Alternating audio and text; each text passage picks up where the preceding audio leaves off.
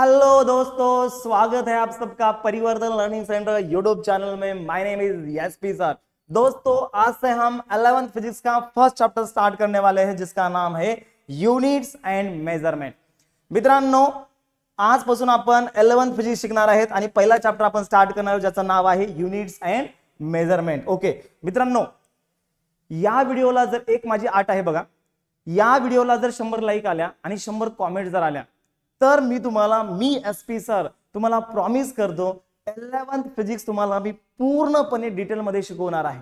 दररोजचं lecture टाकणार आहे। तुम्ही जर म्हणले लाईव्ह घ्या सर, लाईव्ह लेक्चर घेईन मित्रांनो तुमच्यासाठी। फक्त माझा उत्साह वाढवण्यासाठी एक छोटीशी आट आहे, फक्त 100 लाईक आणि 100 कमेंट या व्हिडिओला आल्या ओके, तर मित्रांनो माझा उत्साह एकदम गगनात मावेनासा होईल आणि मी तुम्हाला पूर्ण फिजिक्स डिटेल मध्ये शिकवेल। आणि जे विद्यार्थी सीईटी ची तयारी करणार आहेत, जर त्यांची इच्छा असेल की सर सीईटी चे भी लेक्चर टाका, तर सीईटी चे लेक्चर भी मी टाकेन।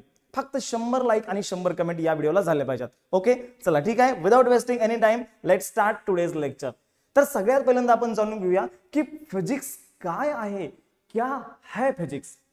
ओ समंदर की लहर का बनना, ओ अर्थ का सन के अराउंड घूमना, ये मेरी आवाज आपके पास आना, ये बल्ब का यहां पर जलना, वो बादलों का गरजना, वो बारिश का बरसना, और ये दिल का धड़कना, दिस इज कॉल्ड एज फिजिक्स। क्या बात कर रहे हो सर जी, एकदम शेरो शायरी मार दिया आपने। इसको फिजिक्स बोलते हैं जी भैया, इसको ही फिजिक्स बोलते हैं। तायडे यालाच फिजिक्स म्हणतात, भावड्या यालाच फिजिक्स म्हणतात। काय सांगितलं मी?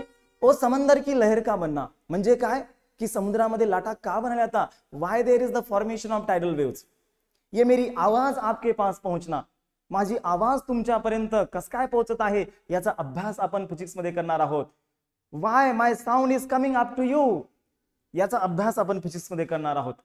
ये बल्ब का जलना, ये बल्ब यहां पर क्यों जल रहा है, बल्ब या ठिकाणी का चमकत आहे याचा अभ्यास आपण फिजिक्स मध्ये करणार आहोत। और ये दिल का धड़कना, हाय हाय सर दिल धक धक करने लगा, ये दिल धक धक क्यों करता है, व्हाय आवर हार्ट पंप्स, याचा पण अभ्यास आपण फिजिक्स मध्ये करणार आहोत। एकदम डिटेल मध्ये सांगणार आहे मित्रांनो, काहीच टेन्शन घेऊ नका रे राजांनो। मित्रांनो, भरपूर साऱ्या विद्यार्थ्यांना फिजिक्स अवघड जाते, पण माझं लेक्चर केल्यानंतर, एसपी सरचं लेक्चर केल्यानंतर फिजिक्स एकदम सगळ्यात फेवरेट सब्जेक्ट बनणार आहे तुमचा। हे माझं तुम्हाला चॅलेंज आहे। ओके, हा शब्द आहे माझा मित्रांनो तुम्हाला। ओके, आता बघा फिजिक्सला मराठीमध्ये आपण काय म्हणतो, भौतिकशास्त्र। सगळ्यात पहिल्यांदा आपण डेफिनेशन बघूया। मला डेफिनेशनची स्पेलिंग सांगा बरं। व्हिडिओ पॉज करा आणि लवकरात लवकर डेफिनेशनची स्पेलिंग सांगा। काय आहे तुमच्या मनामध्ये डेफिनेशनची स्पेलिंग काय? डेफिनेशन, डेफिनेशन है स्पेलिंग, ये स्पेलिंग है डेफिनेशन का, है क्या? यस और नो, करेक्ट का? करेक्ट का रॉंग? लवकरात लवकर कमेंट मध्ये सांगा। चुकली ना भावड्या, तायडे तुझी बी स्पेलिंग चुकली। डेफिनेशन नसतं रे, ते डेफिनिशन असतं। अलग लक्षामध्ये काय असतं? डेफिनिशन। कुणाला सगळ्यात पहिल्यांदा ही स्पेलिंग म्हणजे कोणकोणत्या विद्यार्थ्यांनी सगळ्यात पहिल्यांदा ही स्पेलिंग ऐकलेली आहे लक्षात ठेव। मला कमेंट्स मध्ये सांगा कुणी ऐकली ही स्पेलिंग। डेफिनेशन स्पेलिंग अशी असते। आतापर्यंत तुम्हाला काय शिकवली? डेफिनेशन, पण काय असतं? डेफिनिशन असतं। लक्षात ठेवा मित्रांनो, एखाद्या वेळेस एखादा मास्तर चालक असतं पण फिजिक्सचं, डेफिनेशन स्पेलिंग सांग म्हणतं, तेव्हा येत नाही आपल्याला। काय असतं डेफिनेशन स्पेलिंग? डेफिनिशन असतं, डेफिनेशन नसतं। ओके चला, सगळ्यात पहिल्यांदा आपण विद्यार्थी मित्रांनो डेफिनेशन बघूया फिजिक्सची। डेफिनेशन काय असतं, डेफिनिशन काय असतं? ओके बघा, सगळ्यात पहिल्यांदा विद्यार्थी मित्रांनो, फिजिक्स ही कुणाची ब्रँच आहे? सायन्सची ब्रँच आहे सर। हा सर, सायन्स मध्ये आपण फिजिक्स, केमिस्ट्री, बायोलॉजी शिकत असतो। मग कुणाची ब्रँच आहे? सायन्सची ब्रँच आहे। मग या सायन्स मध्ये आपण काय करणार आहोत? नेचरचा अभ्यास करणार आहोत। कुणाचा अभ्यास करणार आहोत? नेचर। नेचर म्हणजे काय? निसर्ग किंवा स्वभाव। नेचर म्हणजे निसर्गाचा बी अभ्यास करणार आहोत आपण आणि स्वभावाचा बी अभ्यास करणार आहोत। एखाद्या वस्तूचा स्वभाव म्हणजे काय की मेटल मधूनच इलेक्ट्रिसिटी का फ्लो होते, बरोबर आहे? मेटल मधूनच इलेक्ट्रिसिटी का फ्लो होते, नॉन मेटल मधून का होत नाही? तर या नेचरचा अभ्यास म्हणजे स्वभावाचा अभ्यास, एखाद्या मटेरियलचा स्वभावाचा अभ्यास आपण याच्या कशामध्ये करणार आहेत? फिजिक्स मध्ये करणार आहेत। म्हणजे बघा, फिजिक्स कुणाची ब्रँच आहे? सायन्सची। सायन्स मध्ये आपण याच्यामध्ये कशाचा अभ्यास करणार आहेत? नेचर आणि त्याचा फेनॉमेनॉन। दोनच शब्द लक्षात ठेवा, फेनॉमेनॉन। नेचर म्हणजे काय? निसर्ग किंवा स्वभाव, निसर्गाचा बी आपण अभ्यास करणार आहेत आणि त्याच्या स्वभावाचा बी अभ्यास करणार आहेत. फेनॉमेनॉन म्हणजे काय? फेनॉमेनॉन म्हणजे तत्व, प्रिन्सिपल, लॉ, थिअरी, याला फेनॉमेनॉन म्हणायचं. बरोबर आहे. तर काय डेफिनेशन येणार आहे भावड्या? लक्ष दे. डेफिनेशन काय फिजिक्सची? The branch of science. ही कुणाची ब्रँच आहे?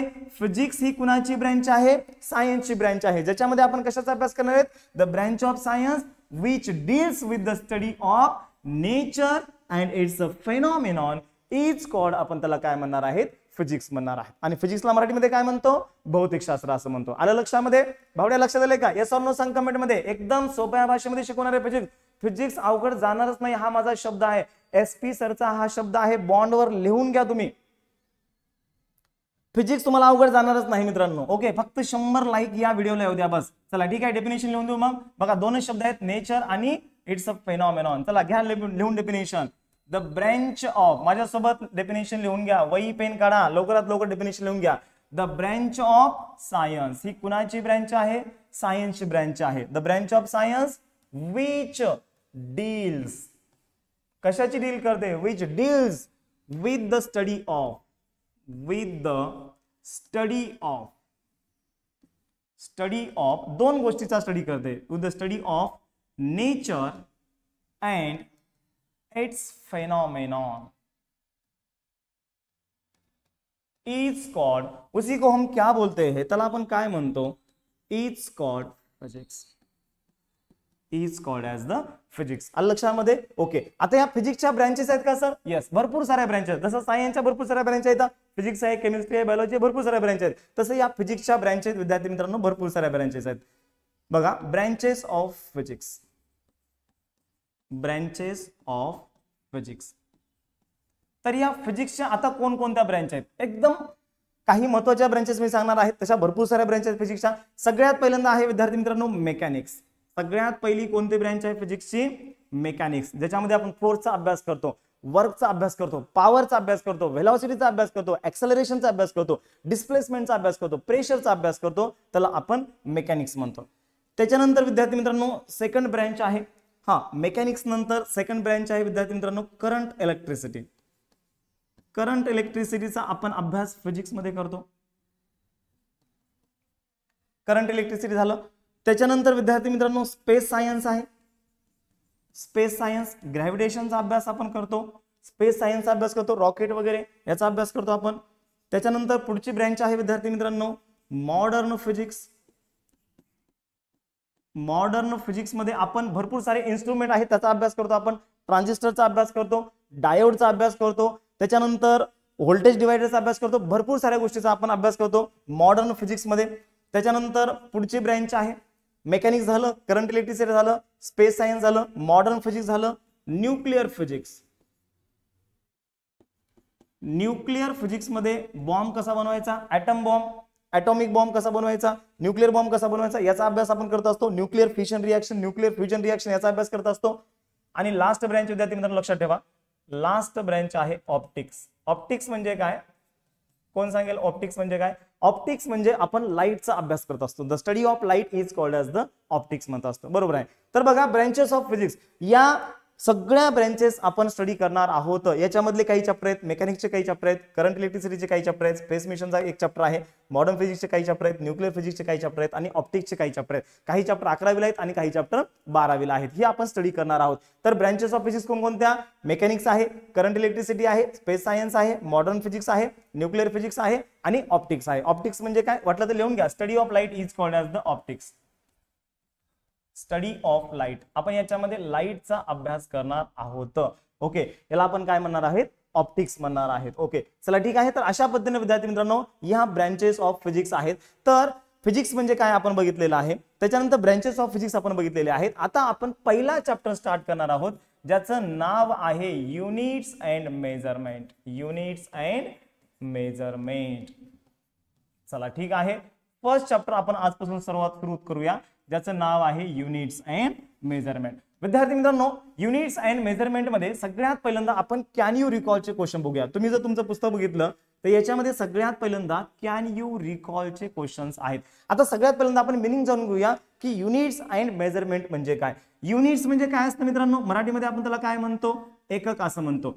अँड हा एंडला आपण मराठीमध्ये काय म्हणतो, आणि असं म्हणतो. ओके, आणि मेजरमेंट म्हणजे काय, मोजमापन.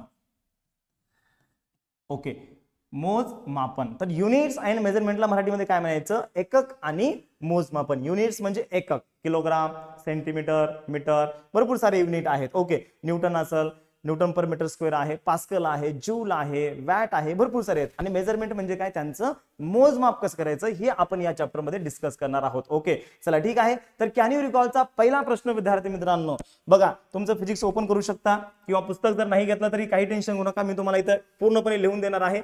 कॅन यू रिकॉलच्या क्वेश्चन सहित आपण कव्हर अप करणार आहेत, सगळंच्या सगळं ए टू झेड कव्हर अप करणार आहेत. जे पॉईंट सीडी साठी महत्वाचे आहेत ते मी तुम्हाला अंडरलाईन करून देणार आहे, सांगणार आहे सीडी साठी हा पॉईंट महत्वाचा आहे. जे पॉईंट जे एक्झाम साठी महत्वाचे आहेत ते पॉईंट मी तुम्हाला सांगणार आहे, जे पॉईंट नीट एक्झाम साठी महत्वाचे आहेत ते बी पॉईंट मी तुम्हाला सांगणार आहे. तर कॅन यू रिकॉलचा पहिला प्रश्न आहे विद्यार्थी मित्रांनो, what is unit. What is unit. Unit म्हणजे काय, एकक म्हणजे काय, युनिट कुणाला म्हणायचं, एकदम सोपं आहे. What is the unit. Okay, unit म्हणजे काय विद्यार्थी मित्रांनो, खूप सोपं आहे. बघा, एखादी क्वांटिटी आहे, एखादी फिजिकल क्वांटिटी आहे. फिजिकल क्वांटिटी, हा फिजिकल क्वांटिटीला मराठीमध्ये काय म्हणायचं, भौतिक राशी असं म्हणायचं. ओके, फिजिकल क्वांटिटीला मराठीमध्ये जर कोणी विचारलं, कोणी विचारणार नाही परीक्षेमध्ये येणार नाही समजा, पण जर समजा कोणी विचारलं फिजिकल क्वांटिटीला मराठीमध्ये काय म्हणायचं, तर भौतिक राशी तुम्हाला माहित पाहिजे. Okay, so what is mean by the unit. Unit म्हणजे काय, फिजिकल क्वांटिटीचं जे स्टँडर्ड मोजमाप करणे आहे. म्हणजे काय बघा, the standard measurement of physical quantity is called as the unit. आता विद्यार्थी मित्रांनो, फिजिकल क्वांटिटी कोणती आहे, मास आहे. मासचं मोजमाप कशामध्ये करतो, किलोग्राम मध्ये करतो सर, ग्राम मध्ये करतो सर, आणखीन कशामध्ये करतो, पाऊंड्स मध्ये करतो सर, क्विंटल मध्ये करतो सर. बरोबर आहे. आपल्या शेतामधलं सोयाबीन असेल, कपाशी असेल, आपण कशामध्ये मेजर करतो, क्विंटल मध्ये मेजर करतो, किंवा ऊस असेल तर आपण टनामध्ये मेजर करतो, शुगर केन. ओके, त्याच्यानंतर विद्यार्थी मित्रांनो लेंथ असेल, लेंथला आपण कशामध्ये मेजर करतो, मीटर मध्ये मेजर करतो, किलोमीटर मध्ये, सेंटीमीटर मध्ये मेजर करतो. तर विद्यार्थी मित्रांनो, ही आहे फिजिकल क्वांटिटी, आणि या फिजिकल क्वांटिटीचं जे स्टँडर्ड मेजरमेंट आहे त्यालाच म्हणायचं युनिट. तर काय आहे डेफिनेशन युनिटची, the standard measurement of physical quantity is called as the unit. आलं लक्षामध्ये डेफिनेशन, लिहून देऊ डेफिनेशन, लगेच लिहून घ्यायचं. आणि विद्यार्थी मित्रांनो, जर तुम्हाला नोट्स पाहिजे असतील तर मला कमेंटमध्ये सांगा, मी तुम्हाला नोट्स प्रोव्हाइड करेल एकदम फ्री ऑफ कॉस्ट मध्ये. बघा, युनिट म्हणजे काय, द स्टँडर्ड मेजरमेंट ऑफ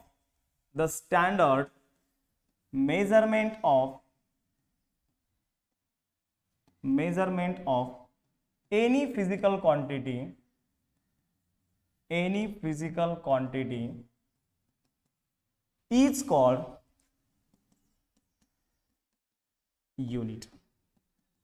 त्याला आपण काय म्हणतो, युनिट असं म्हणतो. सर्वांना डेफिनेशन लक्षात आली, लिहून घ्या, वाटलं तर स्क्रीनशॉट घेऊ शकता सगळ्यात शेवटी. ओके, आता आपण जाणून घेऊया विद्यार्थी मित्रांनो, हा काही सिलेबसचा पार्ट नाही, पण तुम्हाला माहित पाहिजे की या फिजिकल क्वांटिटीची डेफिनेशन काय, फिजिकल क्वांटिटी कुणाला म्हणायचं, what is by physical quantity. हा सर, याचा मराठी अर्थ आपल्याला माहित आहे, फिजिकल क्वांटिटीला आपण भौतिक राशी म्हणतो, पण फिजिकल क्वांटिटीची डेफिनेशन काय भाऊ, तायडे डेफिनेशन काय, भावड्या फिजिकल क्वांटिटी डेफिनेशन काय, माहित पाहिजे का नाही तुला, कमेंट मध्ये सांग.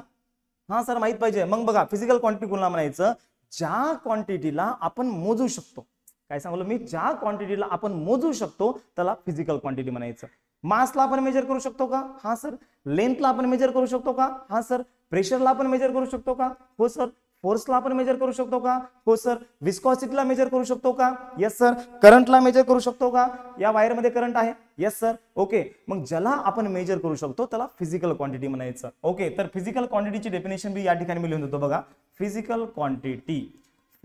क्वांटिटी म्हणजे काय, जी क्वांटिटी तुम्ही मोजू शकता अशा क्वांटिटीला फिजिकल क्वांटिटी म्हणायचं. मग डेफिनेशन काय येणार आहे, the physical quantity which can be measured. The physical quantity which can be measured is called as the physical quantity. Okay, बघा, द क्वांटिटी म्हणा, द फिजिकल क्वांटिटी म्हणण्यापेक्षा the quantity which can be measured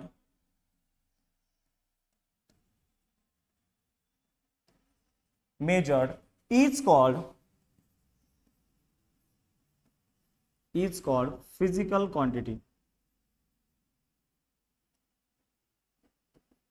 The quantity which can be measured is called, आपण त्याला काय म्हणतो, physical quantity म्हणतो. Example सांगायचं मला तर भरपूर सारे एक्झाम्पल आहेत. याचं एक्झाम्पल आपण काय म्हणतो, ई डॉट जी डॉटचा फुल फॉर्म सांगा बरं. एखाद्या वेळेस तुम्हाला तुमचे फिजिक्सचे सर विचारू शकतात ई डॉट जी डॉटचा फुल फॉर्म, किंवा कुणी विचारेन एवढं शिकला एक्झाम्पलला आपण ई डॉट जी डॉट का लिहितो, एक्झाम्पलला आपण असं बी लिहितो ई एक्स, बघा लक्ष करू द्या, एक्झाम्पलला आपण ई एक्स असं बी लिहितो किंवा ई डॉट जी डॉट बी लिहितो. ई एक्स डॉट म्हणजे एक्झाम्पल, सरळ सरळ आहे. पण ई डॉट जी डॉट म्हणजे काय, कमेंट मध्ये मला सांगा, लवकरात लवकर सांगा, बघू तू कोणाला येतं तर. यस, हा सांगू फुल फॉर्म जमना आलाय. ई डॉट जी डॉटला म्हणायचं एक्झाम्पली ग्रॅशिया.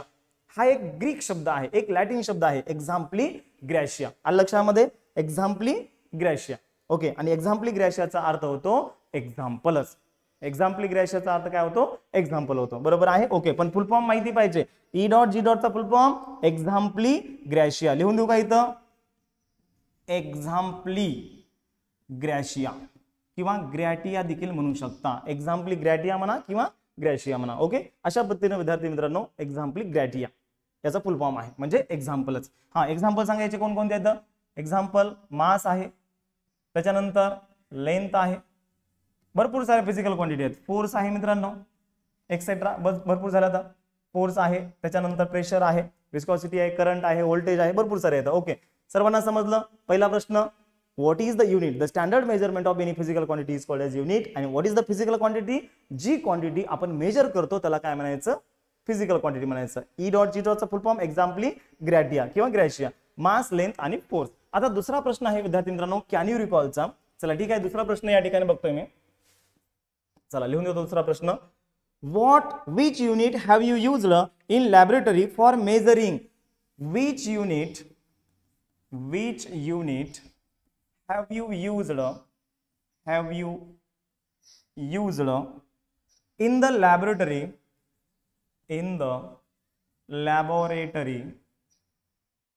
for measuring, okay, for measuring.